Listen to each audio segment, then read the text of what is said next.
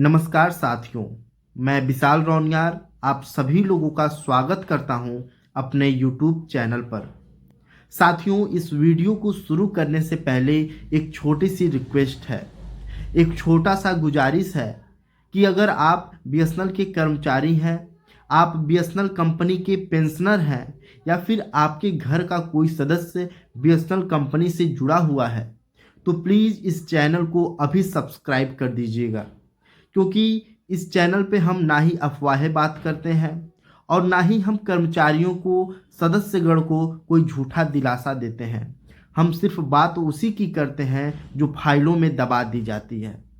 इसीलिए साथियों, चैनल को प्लीज़ सब्सक्राइब कर लीजिए, क्योंकि आज की ये जो वीडियो है ये सीधे आपके पैसे से जुड़ा हुआ है। अब ज़रा इस वीडियो को बहुत ध्यान से देखिएगा। ये वीडियो सिर्फ 6.1% की बात नहीं कर रहा है। ये वीडियो सिर्फ 233.2% आईडीए की जानकारी नहीं दे रहा है। ये वीडियो जनवरी 2026 के 236.7% का कैलकुलेशन पर भी नहीं है। लेकिन ये वीडियो एक इंतज़ार की कहानी है, फाइलों की राजनीति है और उस सवाल की है जिसका जवाब हर बीएसएनएल के कर्मचारी सरकार से पूछ रहे हैं कि कर्मचारियों को थर्ड पीआरसी कब दिया जाएगा, बीएसएनएल थर्ड पीआरसी कब आएगा, कब लागू होगा। साथियों, जरा सोचिए, महंगाई बढ़ जाती है, सब्जी महंगी हो जाती है, दूध महंगा हो जाता है और बच्चों की फीस भी बढ़ जाती है, लेकिन बीएसएनएल कर्मचारी से ये कहा जाता है कि आप थोड़ा रुक जाइए, ऑर्डर अभी नहीं आया है। साथियों, 1 अक्टूबर 2025 से आपका आईडीए बढ़ना था, कागज़ पर बढ़ना था, नंबरों में बढ़ना था, ज़िंदगी में बढ़ना था, लेकिन बढ़ा क्या? सिर्फ इंतज़ार। डिपार्टमेंट ऑफ पब्लिक इंटरप्राइजेज की जो फाइल है ये चलती रही, कमरे बदलते रहे, टेबल बदलते रहे, लेकिन कर्मचारी की जो सैलरी स्लिप है कभी नहीं बदली।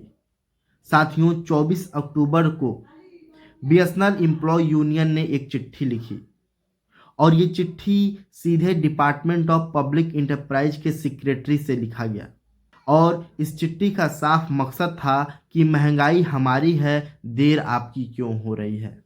29 अक्टूबर को ऑर्डर आया कि जो आईडीए है इसको बढ़ाकर 6.1% बढ़ा दिया गया है और जो कुल आईडीए हुआ है ये 233.2% हुआ है। लेकिन सवाल फिर भी वही है, क्या यही काफ़ी है?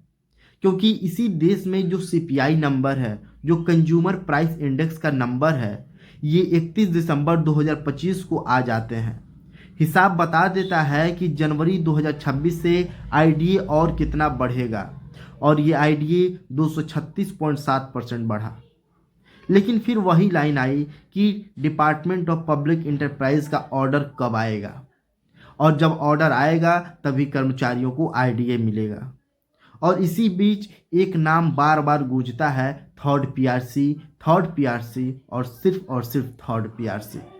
साथियों, 27 अक्टूबर 2025 को बीएसएनएल एम्प्लॉय यूनियन के नेता पीजीएम एसआर से मिलते हैं और ये बताया जाता है कि फाइलें चल रही हैं, कैलकुलेशन हो रही है, स्टाफ कॉस्ट को देखा जा रहा है। मतलब फाइलें जिंदा हैं लेकिन फैसला अभी बहुत दूर है। और सबसे आखिरी में उनकी बात जिनकी कोई आवाज़ नहीं बनता, 3000 कैजुअल लेबर।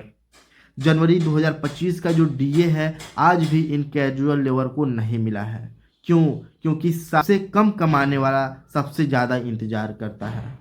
तो साथियों, आज का ये वीडियो इन सवालों का ये जवाब देगा कि आईडीए क्या मिला, आगे कितना आपको आईडीए मिलेगा, थर्ड पीआरसी कहाँ अटका रहा और बीएसएनएल कर्मचारी को आखिर कब राहत मिलेगी। साथियों, वीडियो को अंत तक ज़रूर देखिएगा, क्योंकि आज हम सिर्फ खबर नहीं आपकी पूरी कहानी बताएंगे।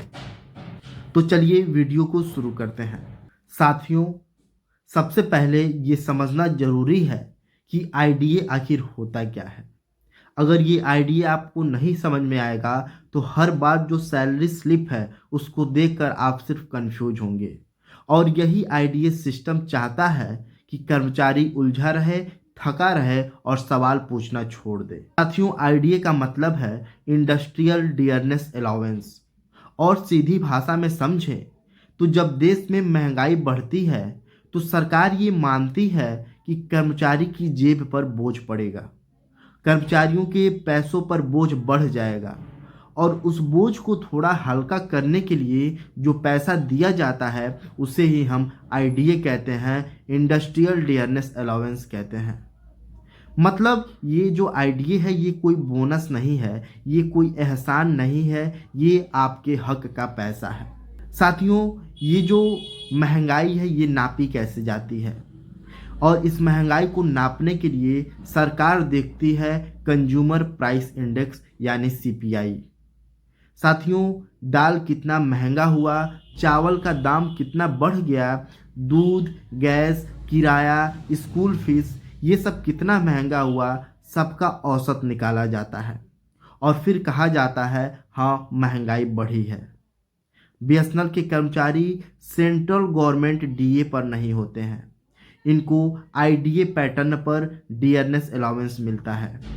मतलब हर 3 महीने में कंज्यूमर प्राइस इंडेक्स के हिसाब से जो इंडस्ट्रियल डियरनेस अलाउंस है ये बदल जाना चाहिए।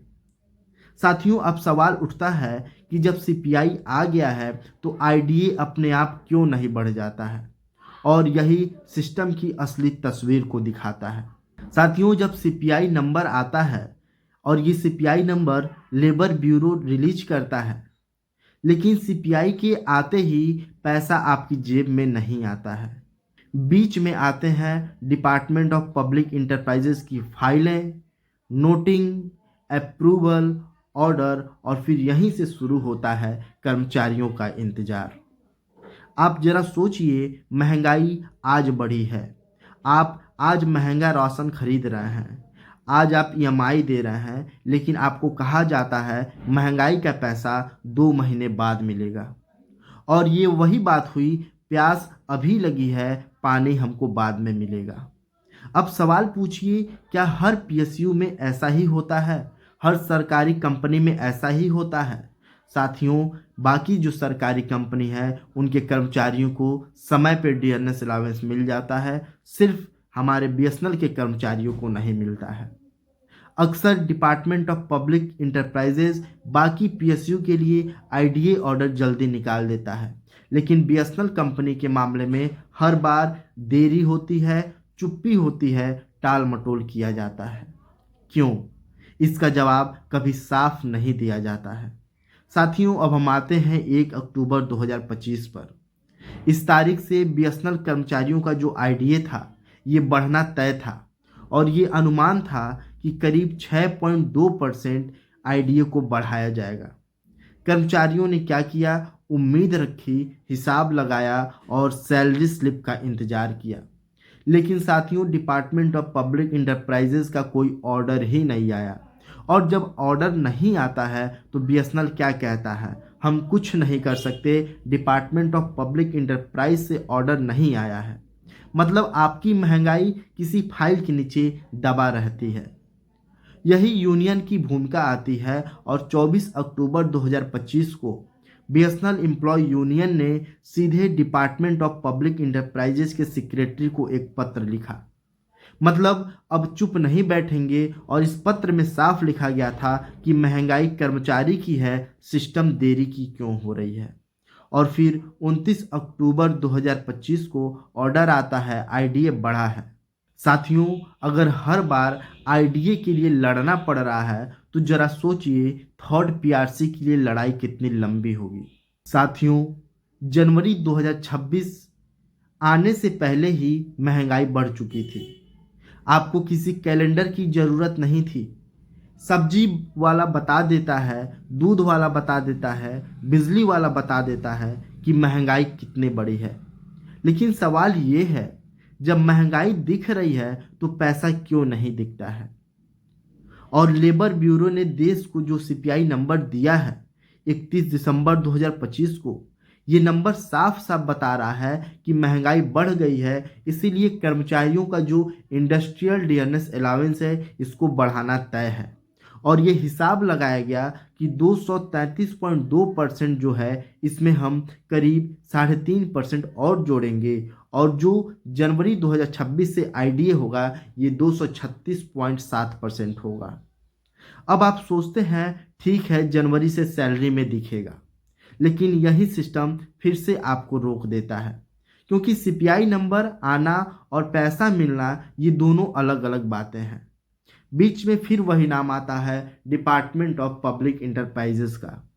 अब जरा सोचिए बीएसएनएल पेंशनर की अगर हम देखें तो बीएसएनएल पेंशनर अब ऑफिस नहीं जाते हैं, ये फाइलें के पीछे नहीं भाग सकते हैं, उनकी सैलरी स्लिप नहीं है, उनकी पेंशन स्लिप नहीं है और उनके लिए आईडीए का मतलब होता है दवा, इलाज और घर का खर्च। लेकिन पेंशनर को बताया जाता है डिपार्टमेंट ऑफ पब्लिक इंटरप्राइज का ऑर्डर आएगा तब आईडीए लागू होगा। मतलब महंगाई आज है लेकिन पेंशन बाद में सुधरेगी। और यहीं से सवाल उठता है क्या ये देरी जरूरी है? सीपीआई नंबर सार्वजनिक है, गणना तय है, फिर ऑर्डर में इतना समय क्यों हो रहा है? साथियों सरकार इसका कोई जवाब नहीं देती है और यहीं से थर्ड पीआरसी का सवाल जो है और भारी हो जाता है क्योंकि हर 3 महीने की जो आईडीए है उसके लिए इतना इंतजार करना पड़ रहा है। तो जरा सोचिए सालों से अटका हुआ जो पीआरसी है कितनी गहरी फाइलों में होगा और इसका इंतजार हम कर्मचारियों को कब तक करना होगा। जनवरी 2026 का आईडीए कागज पर बढ़ चुका है लेकिन जिंदगी में अभी नहीं बढ़ा है और इसी बीच कर्मचारियों के मन में एक और डर बैठ जाता है, कहीं ये भी पिछली बार की तरह देर से ना मिले।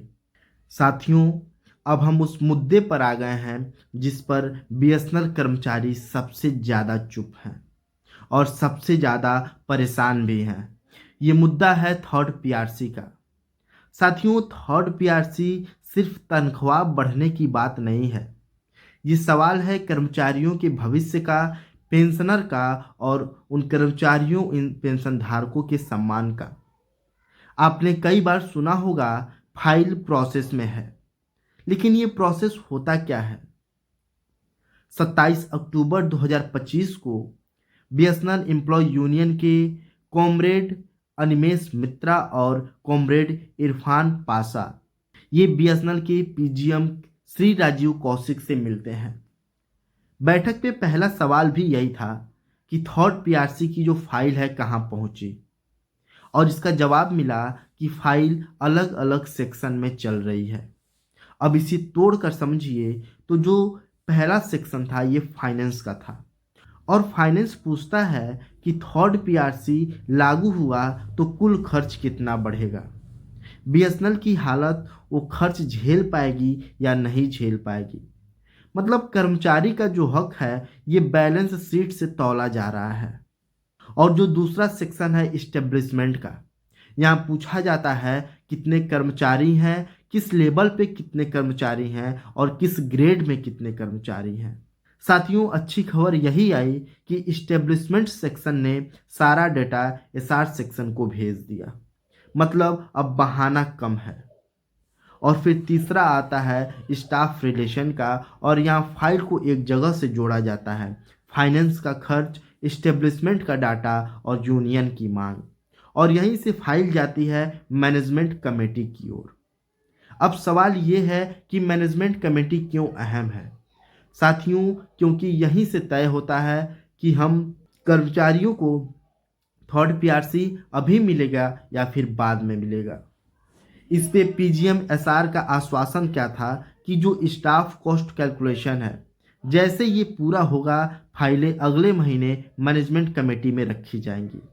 साथियों ये जो बात है ये उम्मीद तो देती है लेकिन डर भी दे रहा है।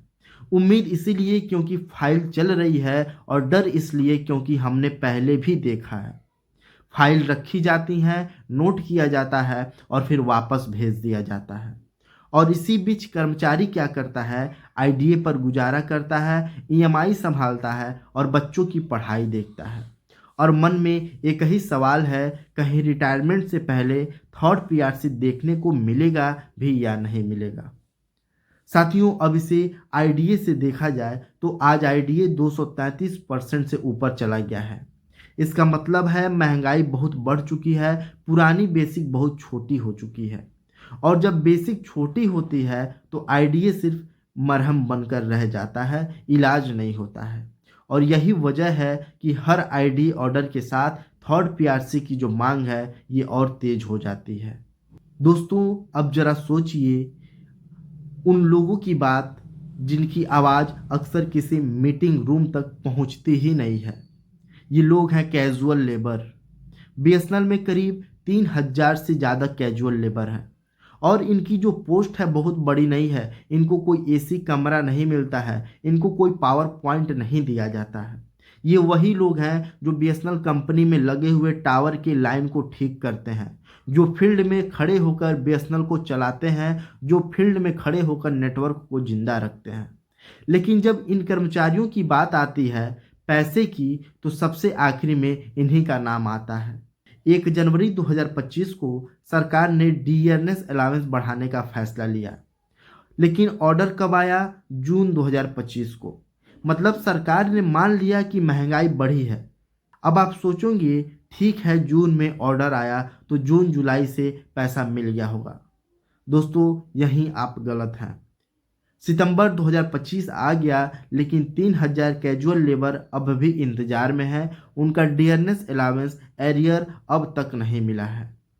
General secretary BSNL employ union ने डायरेक्टर एचआर को पत्र लिखा और बहुत सीधी भाषा में कहा गया कि कम से कम सितंबर की सैलरी के साथ डीए एरियर दे दीजिए।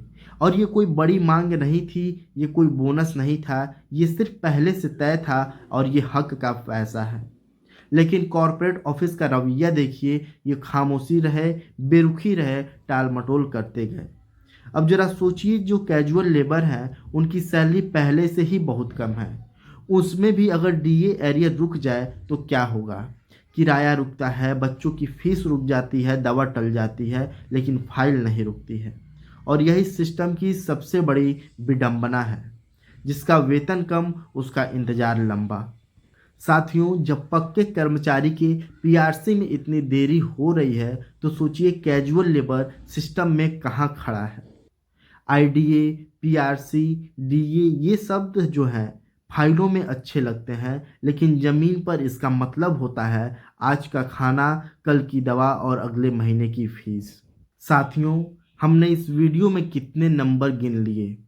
6.1%, 233.2%, 236.7%, 3,000 कैजुअल लेबर, थर्ड पीआरसी की फाइल।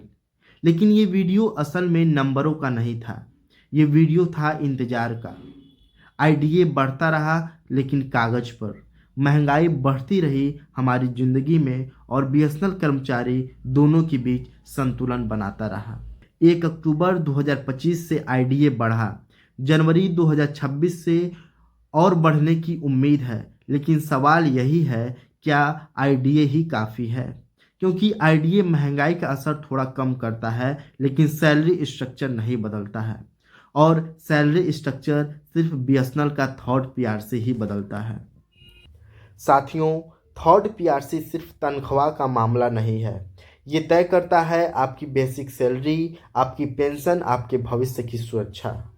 आज हमें बताया जाता है फाइल प्रोसेस में है, ठीक है, लेकिन कर्मचारी सिर्फ प्रोसेस नहीं चाहता है, ये तारीख, स्पष्टता और भरोसा भी चाहता है।